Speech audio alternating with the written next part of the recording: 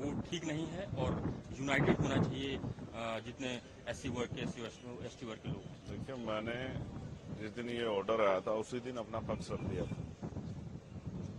पहली बात, SC ST का जो रिजर्वेशन है उसका आधार आर्थिक नहीं है कि उसमें क्रीमी लेयर या वर्गीकरण किया जाए। उसका आधार जो है वो अनटचेबिलिटी है, छुआछूत है, भेदभाव है, जातीय उत्पीड़न है।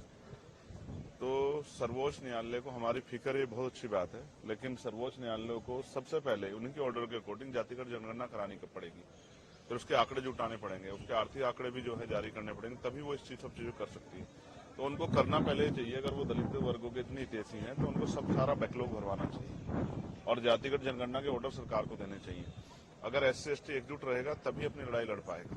हम तो लंबे समय से अभी जो है एसजीपीजी जो है वहां लखनऊ में और इलाहाबाद जो है यूनिवर्सिटी में जिस तरह से एनएफएस करके हमारे लोगों को निकाला गया, ये स्पष्ट है। उन एनएफएस को भरवाने के लिए सरकार ने क्या किया है, उन एनएफएस को भरवाने के लिए सुप्रीम कोर्ट ने क्या किया है, तो वो कुछ नहीं किया है। हाँ, हमेशा कोशिश ये की गई है कि इनके जो लड़ने वाले लोग हैं उनकी ताकत कम किया जाए। अब एससी एसटी बटने वाले नहीं, आप ही देख लो इस फैसले का कितना समर्थन, कितना विरोध हो रहा है। तमाम लोगों में इसका विरोध है। तो हम स्पष्ट हैं कि हम अपने लोगों को बटने देंगे और हमें अपने लोगों की चिंता है।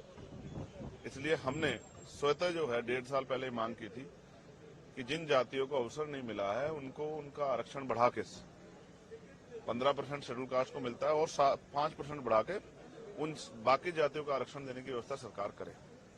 ये 1.5 साल पहले हमने लखनऊ पीसी करके कहा था और दिल्ली में भी। और जो ओबीसी की वैसी जाति है उनको भी जो है 15% अलग से रिजर्वेशन देने का काम जो है 27% से अतिरिक्त सरकार करे, लेकिन कहाँ सुना, सुप्रीम कोर्ट ने भी नहीं सुना। तो जब आप ईडब्ल्यूएस 10% दे सकते हो तो आप जो है 5% शेड्यूल कास्ट के लोगों को बढ़ा क्यों दे सकते? तो मेरा मत तो ये है कि 100% रिजर्वेशन 2% सरकारी नौकरी में कर देते हैं, 98% प्राइवेट सेक्टर है।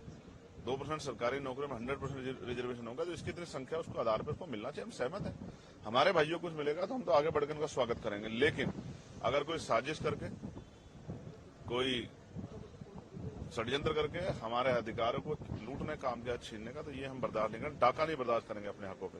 इसके लिए चाहे सरकार से जो है अध्यादेश लाने की बात हो, चाहे सुप्रीम कोर्ट में जो है रिपिटिशन दाखिल करने की बात हो, या मैं आज सारे मेंबर ऑफ पार्लियामेंट जो शेड्यूल कास्ट शेड्यूल ट्राइब के हैं या जो सामाजिक न्याय को मानते हैं उन सबसे चर्चा करूंगा और बहुत जल्द जो है एक बड़ा जो है हम अपना इस संघर्ष का स्वरूप सरकार और सुप्रीम कोर्ट को दिखाएंगे। हम अब पीछे हटने वाले नहीं। हम अपने अधिकारों के लिए, स्पेशली मैं चंद्रशेखर आजाद, अपने लोगों के अधिकारों के लिए, बाबा साहब अम्बेडकर ने कहा था कि जब मेरे हित में और देश हित में टकराव होगा तो मैं देश की तरफ रहूंगा, लेकिन जब मेरे समाज के हित में और देश हित में टकराव होगा तो मैं समाज की तरफ रहूंगा। मैं फिर आज कहता हूं कि अगर कोई भी हमारे अधिकारों छीनने काम करेगा तो हम हर कीमत चुकाने के लिए तैयार हैं। मैं अपने समुदाय के साथ खड़ा हूं, उनको ना बटने दूंगा, ना उनके अधिकार में कटौती होने दूंगा। उनके लिए खड़ा हूं, उनके लिए था, उनके लिए हूं और उन्हीं के लिए हम लोग राजनीति कर रहे हैं। धन्यवाद। वक्फ बोर्ड में एक बात आ रही है, वक्फ बोर्ड के वक्फ एक्ट की चेंजेस होने वाले हैं, उसमें कुछ अमेंडमेंट बदलने वाले हैं जिससे प्रॉपर्टीज का मुसलमानों की कितनी हितैषी है केंद्र और यूपी की सरकार और तमाम सरकारें बीजेपी की, इसकी से छिपावा नहीं।